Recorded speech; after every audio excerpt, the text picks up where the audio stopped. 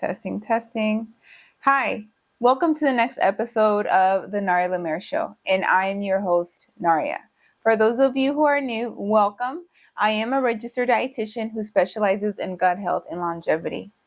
Today's episode is all about how your busy life, yes, I am talking to you, how your busy life is creating a havoc on your digestive system. Yeah.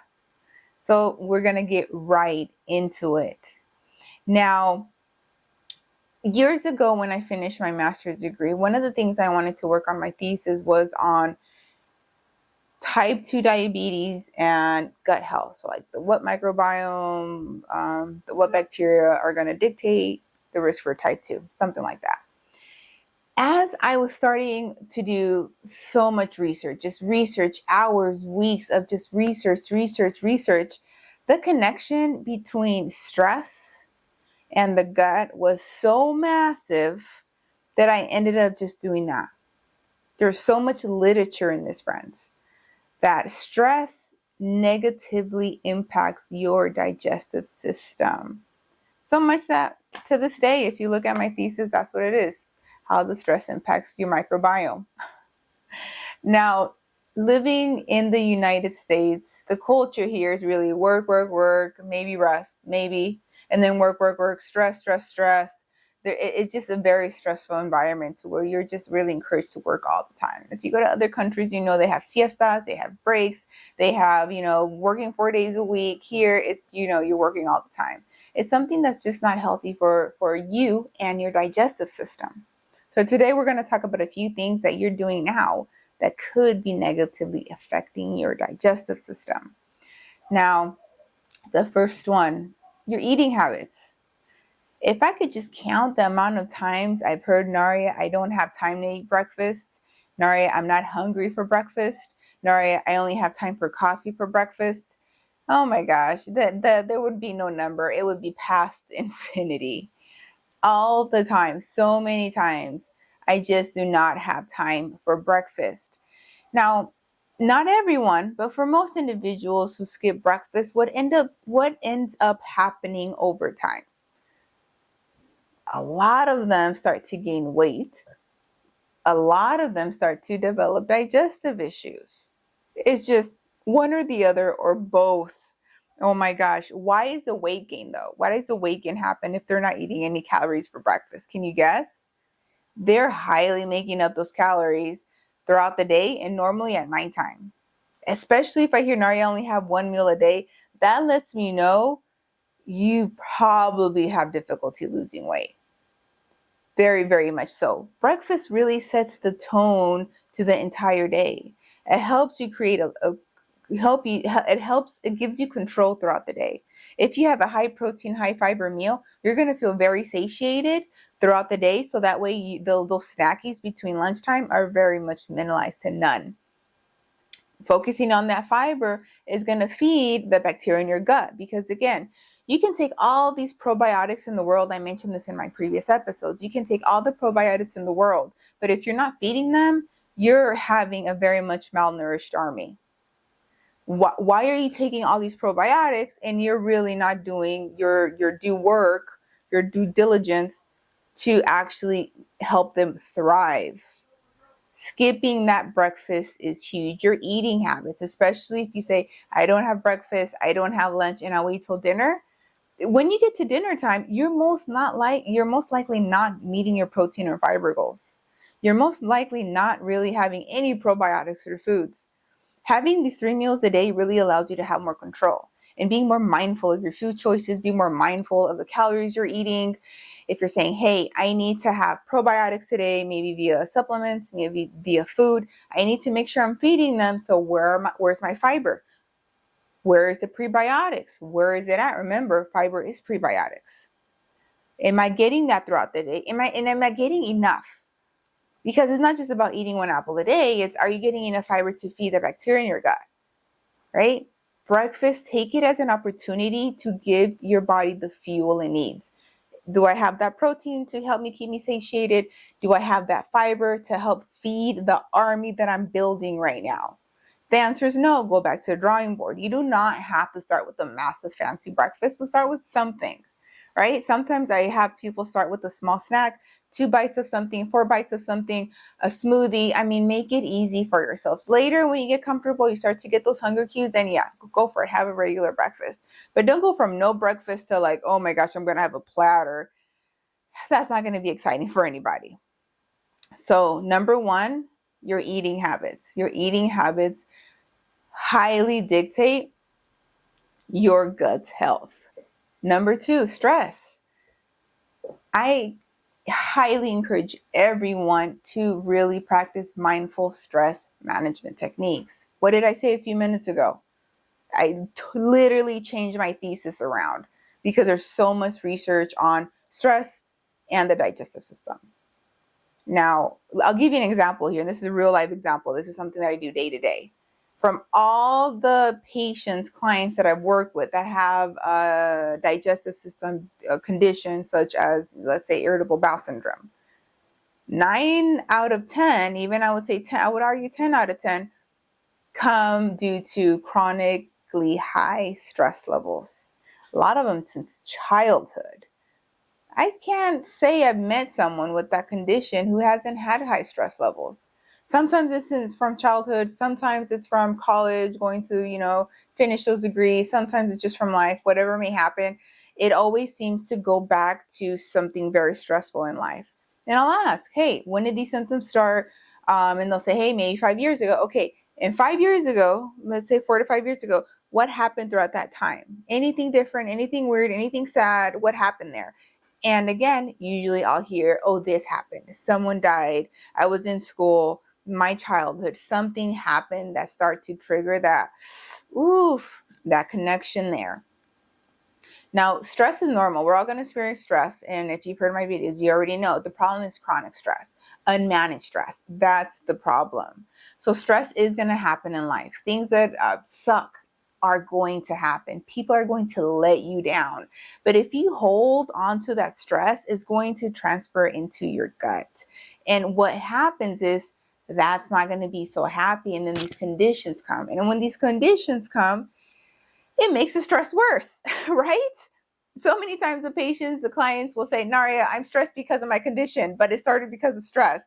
So there's a pattern here. You feel stress, you're not managing it, bam, right?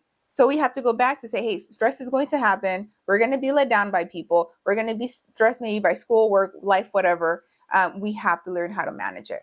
Other ways, that connection is going to just like be so rough, so rough that it is going to affect your digestive system. And you don't want that, especially if you're in your early years in life and you're not managing your stress. I encourage you to start today because this is such a huge one. Again, guys, I literally changed the thesis I wanted to do for my master's. Had to change it after doing hours and hours and hours of the first research. And I was like, there's more on stress. There's so much on stress in the gut that I had to change it. That's how serious it is. Now, what can you do to manage your stress? It's simple things. You can there's so many apps, guys. We have the internet in our hands. We have so much in our hands.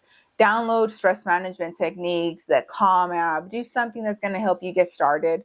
Definitely talk to your primary care provider if you feel you need more support. But you can do mindful stress management techniques at home. Start to take walks, deep breathing, reading a book, knitting, something that's going to take your mind away from that, to ease you, to calm you down. Because again, we're going to experience stress, but instead of allowing ourselves to get to that 10 to where we're just down and miserable all the time, catch yourself and say, hey, that is a sucky situation, but I'm going to nip it in the bud right now because that's not going to help. Focusing on the sadness or focusing on the stress isn't going to help anybody. What's done is done. What can I do to improve my situation? Right? Create solutions for it. You have to be the one to create your solutions. There's not going to be a savior out there. There's not going to be a person that just says, hey, I have all the answers. We can definitely guide you, but you have to do the work. There's no escaping doing the work. So number 2, how are you managing your stress? And if you're not, I encourage you to start to learn how to manage your stress today. Next tip, number 3, lack of physical activity. I know sometimes people are like, Nari, what does physical activity have to do with my digestive system? A lot, friends. Yeah. especially here in the United States, how many people have desk jobs? So many. Do you have a desk job? Probably more likely yes than not.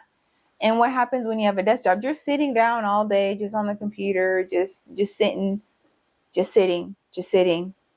And what's not moving? Nothing.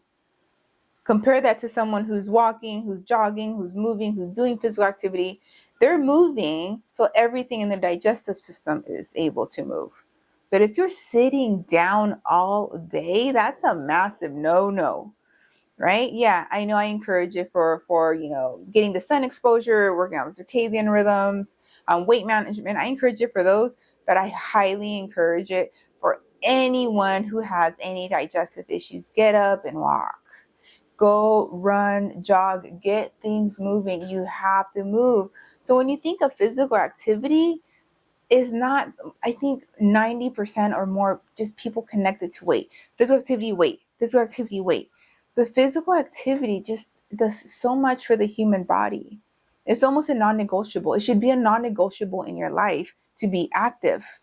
Sitting down all day in bed on a chair, it's one of the worst things you can do for your body. And unfortunately, I feel many people don't really believe what I say until something happens to them. That's when they reach out and say, "Oh, Naria, I remember you're saying this and it's happening to me." Yeah, I don't want you to get to that point. That's a very rough point. Get up, be preventive. It's all about prevention. I know the healthcare system in the United States doesn't preach prevention, but I'm telling you, do it. You have to take control. Be active. I'm not saying develop a strict routine of 6 days a week for an hour. Start nice and small. If you're not active right now, take the first step. Get your workout clothes ready and go take a 5-minute walk. If you have a treadmill, get all that laundry off of it. And I say that because when I'm not using my treadmill, it stacks up with laundry. Get all that clothes off of that. Put that guy down and walk for 5 minutes. Walk for 5 minutes. Guys, don't feel that you have to be perfect. Walking for 5 minutes is better than just laying down in bed all day and watching Netflix any day. Walking for 5 minutes is better than sitting on your computer all day. Okay? Get up, get for 5 minutes, get off if you don't have a treadmill, get up off the couch and do some stretching. There's so many different YouTube videos. Okay? There's no excuses. There's not. Okay? If you're working 12 hours a day, you can do 5 minutes. There is a way to squeeze these into it. And as you progress, you can fit 5 minutes here, 10 minutes here, 20 minutes there. You can add it up throughout the day. You don't necessarily have to do everything at one time. The point is just start. Just do something that works for you. I don't care if your neighbor has a strict 6-day physical activity routine. I don't care. I just want to know where you're at and what you're able and willing to do. And that's what I need you to start with. Okay, so number 3, physical activity. Get that digestive system moving. We need to move those stools. We don't want to keep them there. What happens if you're not having frequent bowel movements? All those toxins are just hanging out. That's stressful for me to even think about. And if you're having constipation and you're not more stressed than I am, I encourage you to stress a little bit more. We're talking about stress management. Those toxins should not be in your body. You should be having those bowel movements frequently to get all that out. You're having what, 1 to 3 meals a day plus snacks and everything just hanging in there? Does that even sound healthy to you? It's not. So guys, get moving.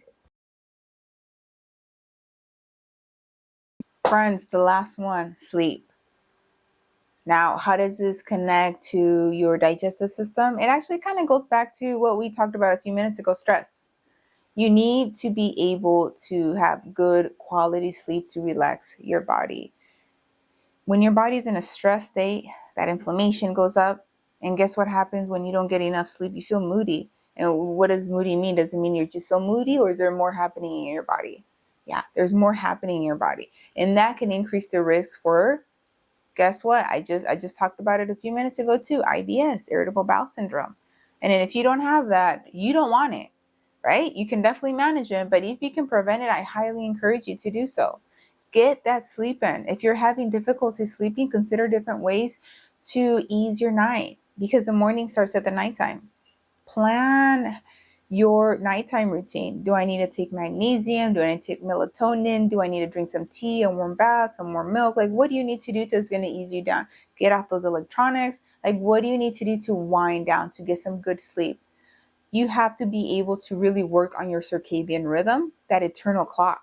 So when I talk about that sunlight exposure, when you see that sun outside, it triggers your mind of, oh, it's daytime. Like, we need to be up, right? And then during nighttime, when you start to ease back on the lights, on the TV, on your phone, your body's like, okay, there's no more light. That means we need to start winding down. But if you're on your phone, on your computer till you right when you go to sleep, you're probably not going to sleep too comfy because you've been exposed to that light over and over again. And then you go to sleep. So your brain's like, wait, light is as awake. Why are we trying to go to sleep right now? Like, what are you doing right now? And again, you don't have good quality sleep. You wake up grumpy. That leads to more stress throughout the day. And that connection will not be happy and it will not be healthy. Guys, those are a few things you can literally start on this week. I'm not saying go on and attack all of them. Start with one. Practice it, get good at it, go to the next one. These are tips that work for so many individuals that I work with. They will work for you. You just have to actually do it. It's nice and dandy listening to these episodes on your phone, on your computer, wherever, on your car. The hard part is acting. Most people won't act. I need you to act. This is very important for your aging years. When you get to your 50s, your 60s plus, you're going to have wanted to take action today. So do it for yourself, for your future, because otherwise when you get to that age, it's going to be rough. And if you can prevent it today, why would you not? Take action. All right, friends, any comments, please comment below or send me an email at narialamer@gmail.com. Till next time, friends. Bye.